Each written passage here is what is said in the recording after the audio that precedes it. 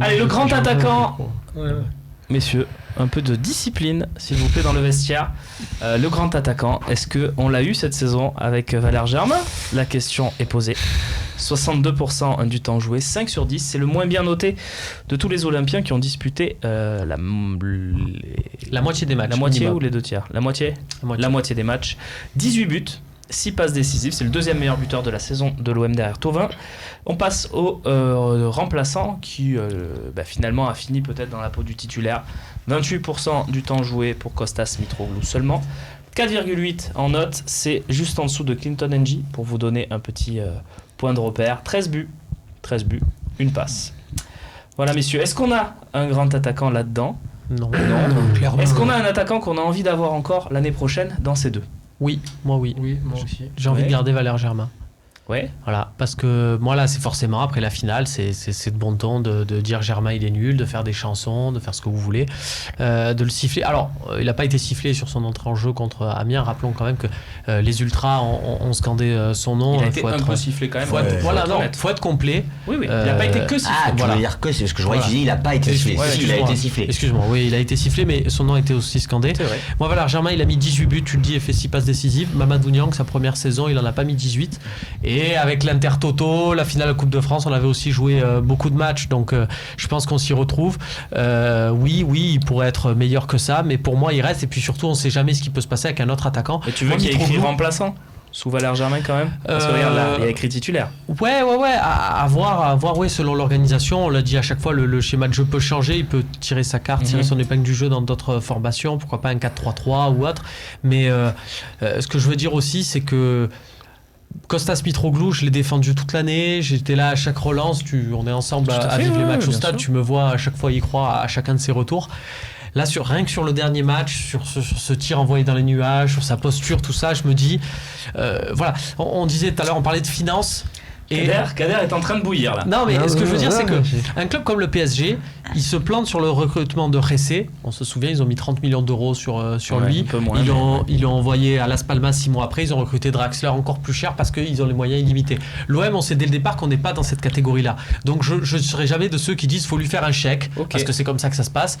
Mais ceci dit, si on peut le vendre, c'est bien. Très bien. Je vois Kader qui n'a pas l'air forcément... Non, ben moi, je serais plus à dire le contraire concernant Kostas. Parce que bon, Mitroglou, il n'a pas eu de préparation. Il est arrivé blessé. Et moi, je serais pour qu'on lui laisse justement une chance de s'exprimer pleinement. Et surtout qu'il arrive d'un autre pays. Donc déjà, en termes d'adaptation... Il t'a pas déçu, toi ? Je pense qu'il en manque de confiance et qu'un attaquant, quand il n'est pas en confiance, c'est très difficile pour lui. Je pense que il a dû subir aussi les moqueries et tout, mais par moments, je trouve qu'il a pesé sur des défenses, qu'il a montré beaucoup qu'il a libéré aussi des espaces pour les autres. Il faut voir ça aussi. Et après, oui, il a raté, il a vendangé quelques actions, mais c'est surtout les signes d'un attaquant en manque de confiance, parce que par le passé, il nous a montré aussi, quand on regarde ses stats en Champions League, où il a marqué pas mal de buts, et il a toujours marqué entre 15 et 20 buts, je crois, dans le championnat portugais. Donc toi, tu garderais plus Mitroglou et pas Valère Germain, si je te suis. Non, je dirais plus que je donne une chance à Mitroglou avec justement une préparation. En tant que titulaire, tu veux dire ? Pourquoi pas débuter et pourquoi pas voir après la préparation physique ce que ça donne, parce que il n'a pas eu de préparation, il est arrivé blessé. Ok. Il a signé. Mais tu veux blessé. recruter au poste d'avant-centre ? Oui, il faut quand même recruter quelqu'un. Ouais. D'accord. Ouais, moi, si vous voulez, je passe sur le cas de Germain. Germain, c'est quelqu'un qui est adorable. On en ferait son beau-fils pratiquement, quoi. Mais a priori, dans les matchs où c'est un peu physique. Il n'y arrive pas, quoi, je veux dire. Mais c'est quelqu'un qui, dans l'effectif ou dans les matchs, il est capable de marquer des buts.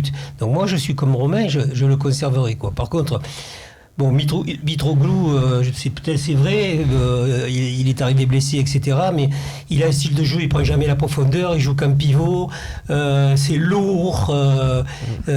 Pour moi, je le garderai pas s'il y a possibilité de le vendre, je le vendrai. Il nous manque un vrai buteur, un vrai avant-centre qui perfore, qui prenne la profondeur et qui soit puissant. Voilà ce qui nous manque un peu à nous, parce que sur les côtés, on peut donner des ballons, on a ce qu'il faut. Derrière aussi, on a de la technique, mais il nous manque vraiment 8-10, je le vends. Combien ? À 8-10, je le vends. Mais moi, c'est pour ça que je dis Mitroglou avec une préparation physique qui repart à zéro. C'est pour ça que, voilà, moi, sur cette saison, j'ai du mal. Parce que j'ai l'impression que, comme tu le disais, j'ai l'impression que c'est quand même un joueur qui pourra pas. C'est pas un joueur qui peut marquer des buts tout seul. Et moi, c'est vrai qu'à un moment donné, j'ai envie d'avoir un attaquant. Alors, évidemment, on va citer Drogba, on va citer mais tu vois, j'ai envie d'avoir un attaquant qui peut finir les occasions sur un beau centre, mais j'ai aussi envie d'avoir un attaquant à un moment donné qui peut prendre le ballon, faire 2 crochets et marquer. Lui, j'ai l'impression que son profil, c'est je suis dans la surface, je suis un buteur dans la surface, mais jamais. Gignac, quand il est arrivé, il avait pas ces mêmes problèmes que lui. Ouais, mais Gignac, tu sentais que tu l'avais vu faire.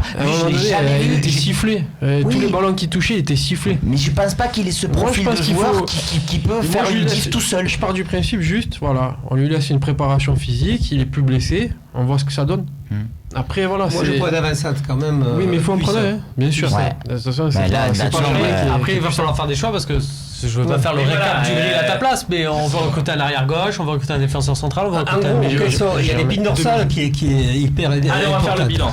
Attends, juste pour dire sur Germain, c'est vrai que je trouve que c'est cruel l'analyse qu'on fait de sa saison, parce que quand même il a planté 18. Alors on reste évidemment sur, comme le disait Romain, sur cette occasion, mais bon, 18 buts et 6 passes pour une première saison, parce que toujours on parle toujours des étrangers, il fallait qu'il s'adapte, mais lui non, il avait besoin en finale, en dehors de ce but qu'il a manqué, il n'a pas touché le ballon de la tête. Mais je veux dire, de toute façon, il a été battu physiquement. De toute façon, entre Mitroglou et Germain, c'est une question de confiance. Et là, je te rejoins entièrement. Donc, à un moment donné, si tu as vraiment un grand attaquant, comme on le réclame depuis l'an passé qui arrive, et que ce soit presque l'un ou l'autre, ça devienne un remplaçant. Et lequel tu garderais face à l'Atlético, quand il est rentré, tu l'as senti, hein. Oui. Tu l'as vu déjà parce qu'il a pu être compétitif de la tête, mais bon, il a mis ce tir sur la barre de la tête aussi, mais bon, franchement, je pense que moi, je suis d'accord avec Romain. Si j'ai une offre de 10, je le vends. Il prend pas assez de profondeur, voilà. Puis il manque de puissance. On va faire un petit bilan si vous voulez bien des grilles. Donc si je vous ai suivi, on prend un arrière gauche, vous me coupez si c'est pas le cas, un arrière gauche, un défenseur central, un milieu de terrain, ça fait beaucoup déjà, un ailier. Plutôt côté gauche, un titulaire parce que vous m'avez dit qu'Ocampos était remplaçant, et un avant-centre titulaire également. En gros, ça fait 4 postes. 5. Non, parce que l'arrière gauche, on a dit qu'on cherchait des opportunités pour mettre en concurrence avec Amavi. Bon, 5 quand même. Voire 6-7 parce qu'on se dit tiens, une doublure, machin. Et puis non, mais là, je parle de 4. Moi, je parle de 4 vraiment titulaires dès le départ. C'est-à-dire un défenseur central, un milieu, un avant-centre et un côté gauche. Ça peut être le résumé de ces grilles. Et à côté de ça, on sait combien ça coûte, qui on peut vendre.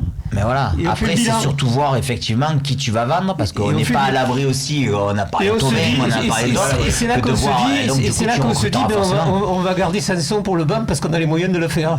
Mais c'est là ou Sanson deviendra titulaire. C'est là de toute façon la définition même du mercato. Chaque année on est là, chaque année on se dit bon l'équipe là, on a les années catastrophiques, mais tu en prends 3-4.